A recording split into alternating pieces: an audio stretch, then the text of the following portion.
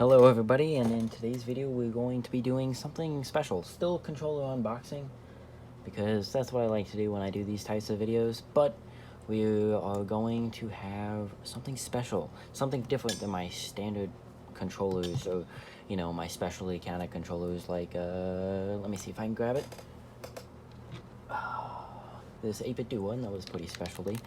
Something a bit different than those today. Still a specialty controller, but a little bit different than just being your standard controller. So to start off the video, I'm going to show you the Switch. Obviously, if you know the games, you know of the Switch. I think it is the best console out right now, best bang for your buck, especially if you're a Nintendo fan, because it's just beautiful. Switch, beautiful, absolutely stunning.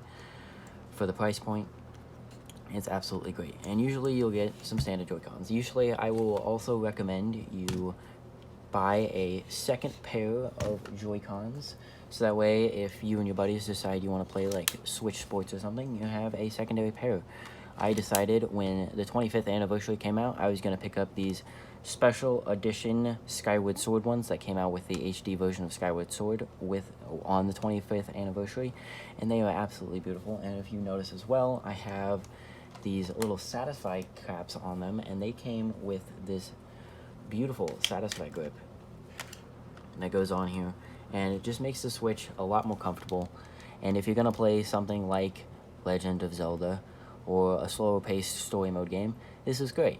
But if you're gonna play Smash on your Switch, this isn't the way to go.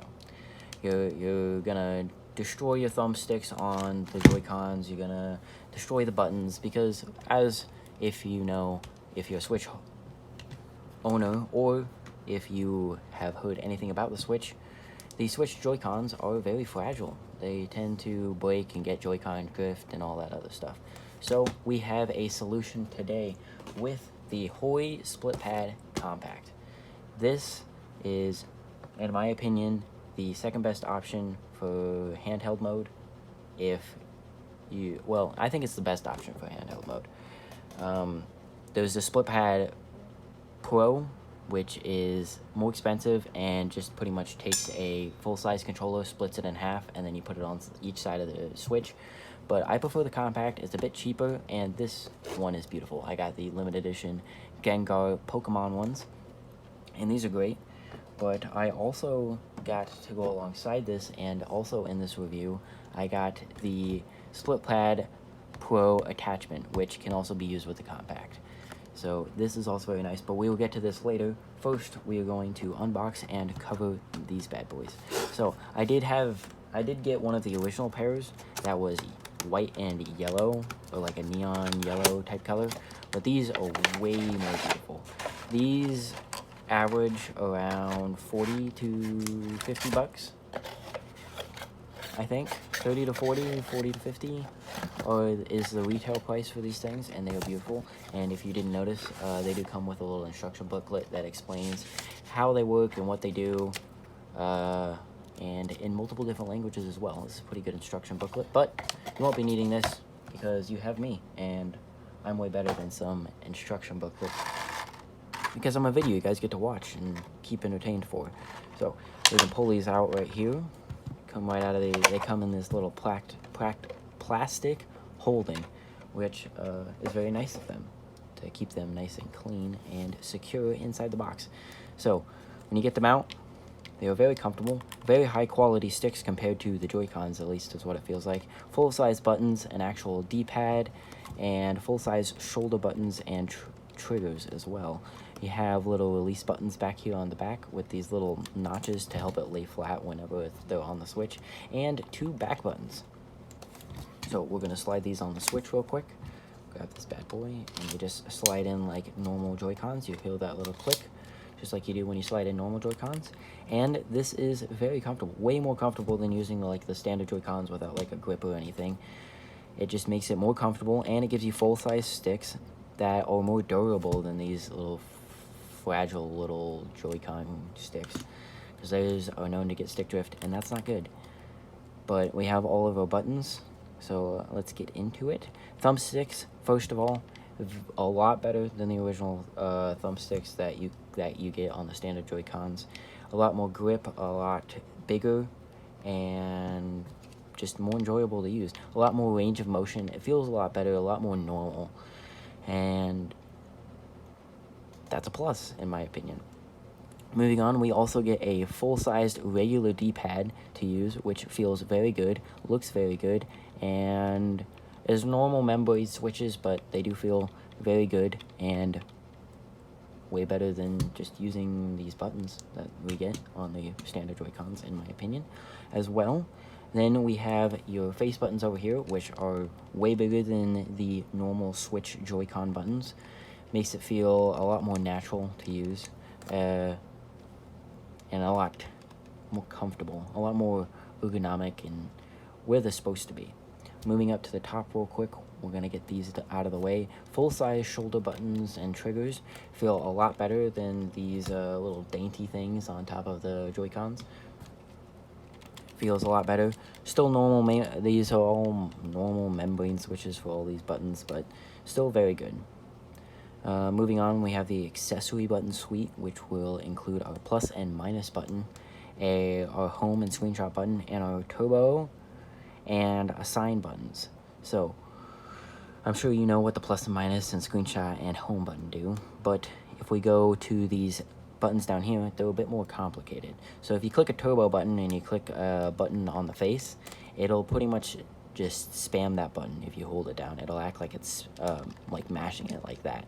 Instead of just doing like a normal hold motion, it'll spam it, which is nice for some games, but don't use it in an online setting because that is a cheat technically, so don't do that. But it is nice for something like Animal Crossing. And then we also have these assign buttons, which is not a cheat because it maps the face button on the same side Joy-Con to these back buttons, these nice little rear buttons, which are very well placed, and these buttons are very nice to press. Very good location, very big, and not too easy to press so that you'll misclick on them a lot. So if I click the assign button and I click a face button, it'll allow me to bind, so I click B, it'll bind the B button to this back button, and I enjoy that for Mario Kart because 200cc brake drifting is very important. Being able to use that as a brake instead of having to like move my thumb down like that makes it a lot simpler, a lot easier for me. So that's one recommendation I would use for that in a Mario Kart setting. The only downside is, since they are Joy-Cons like this, you cannot assign a face button over here to this side's button. Same, and the reverse goes. You can't assign like a D-pad button to this side's rear button. Does not work that way, unfortunately. But all in all, this is just a very comfortable and very good alternative to the normal Joy-Cons. And that brings me to this, which is the Hori Split Pad Pro attachment, which is very nice. I picked this up because I would rather just be able to slip this in my case and take this with me, and then not have to bring like a full-size controller with me, because what am I going to be using it for unless I go over to a buddy's house? And in that case, if I'm going over to a buddy's house who has a Switch, I won't have a controller on me because these don't work wirelessly. They only work while attached to the Switch. So if you use them like this, they won't do anything. It won't work whatsoever. So they only work attached to the Switch. And you're like, well, that's a downside. What? I can only use them on the Switch. That is their main purpose. But like I said, that's where this comes in. So this comes in this nice little box, Nintendo branded, because it's officially licensed. And you pull it out here. Nice little moisture wicking bag and an instruction booklet. Like I said, won't be needing that. You have me. I'm better. I am better. So take out of this little nice moisture wicking bag, throw that off to the side, who needs it, and then you have the device right here. So this allows you to take your Split Pad Compact or Pro, depending on which one you have, and slide it into these rails and use it as a wired controller on your Switch. So this will just plug into the USB suck hole on your Switch dock, and you can use these as an actual controller if you decide to take it with a buddy. Go over to a buddy's house and you only decide to bring this and this, then you can just take these off and use these on his Switch if it's connected to a TV, so that way you won't have to play in handheld mode. That's why I got this, because I have this nice little big Satisfy carrying case right here, which is massive. I have room for my entire Switch in the Satisfy grip and a 2DS, which is beautiful.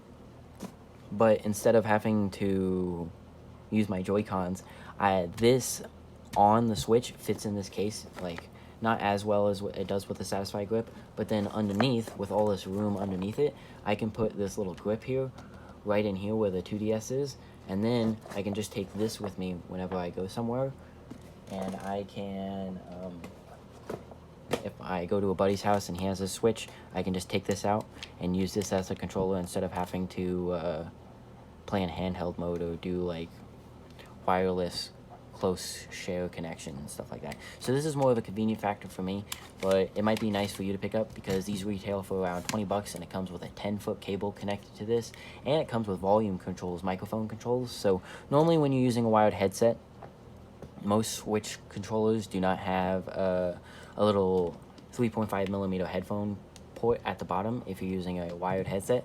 So this one allows you to put it on your controller with a 3.5 millimeter headphone port down here, and volume controls and a mic mute button as well. So that's quite nice for something like, saying, playing Fortnite on your Switch.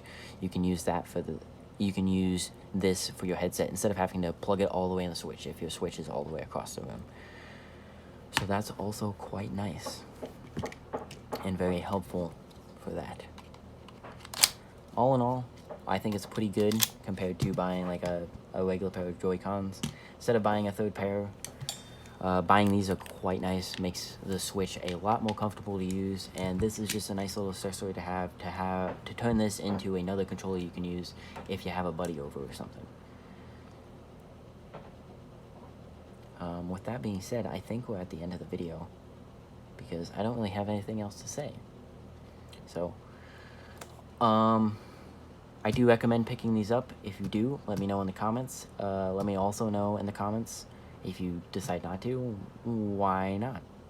Let me know what you think of them, and let me know what you think of this as well, if you think this was a good purchase, or if you might be picking up one of these if you already have one of these as well. If you already have a Split Pad Compact or a Split Pad Pro, that is. Yeah, so let me know.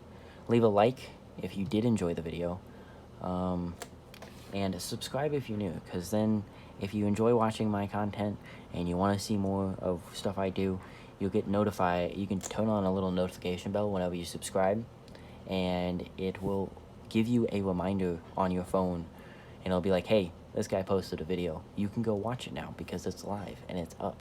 So do it. It also helps out the channel if you subscribe. It helps me get noticed, and it helps me make more content like this. So with that being said, thank you so much for watching, and I will see you in the next one. Bye-bye.